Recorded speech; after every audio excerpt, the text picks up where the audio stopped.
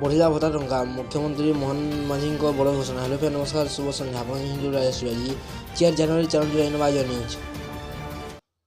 ବଡ଼ ଖବର, ରାଜ୍ୟ କ୍ୟାବିନେଟରେ ଗୁରୁତ୍ୱପୂର୍ଣ୍ଣ ନିଷ୍ପତ୍ତି। ଭତ୍ତାକୁ ନେଇ ପୁଣି ବଡ଼ ଘୋଷଣା କରିଛନ୍ତି ରାଜ୍ୟ ସରକାର।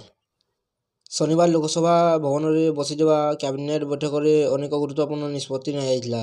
ଶନିବାର କ୍ୟାବିନେଟ ବୈଠକରେ ମୋଟ 9ଟି ପ୍ରସ୍ତାବ ଉପରେ ଲାଗିଥିଲା ମୋହର, ଯେଉଁଥିରେ ସୁଭଦ୍ରା ଯୋଜନା ସମେତ ମଧୁବାବୁ ଭତ୍ତା ଯୋଜନା ଭଳି ଗୁରୁତ୍ୱପୂର୍ଣ୍ଣ ପ୍ରସଙ୍ଗରେ ବଡ଼ ନିଷ୍ପତ୍ତି ନିଆଯାଇଥିଲା।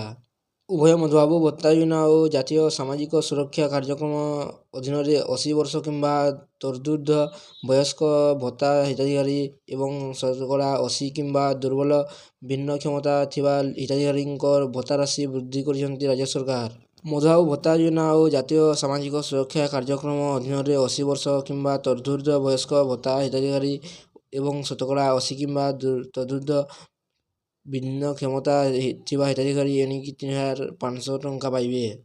ତେବେ ଏହି ନିଷ୍ପତ୍ତି ଚଳିତ ମାସ ଅର୍ଥାତ୍ ଜାନୁଆରୀ 2025ରୁ ହିଁ ଲାଗୁ କରାଯିବ। ଭିଡ଼ିଓଟି ଭଲ ଲାଗିଲେ ଲାଇକ୍ କରିବେ, ଚ୍ୟାନେଲକୁ ସବସ୍କ୍ରାଇବ୍ କରି ପାଖରେ ଥିବା ବେଲ୍ ଆଇକନ୍ କ୍ଲିକ୍ କରିବେ, ଯାହାଦ୍ୱାରା ଆପଣ ଏହିଭଳି ଟପ୍ ନ୍ୟୁଜ୍ ଅପଡେଟ୍ ସର୍ବପ୍ରଥମେ ଜାଣିପାରିବେ।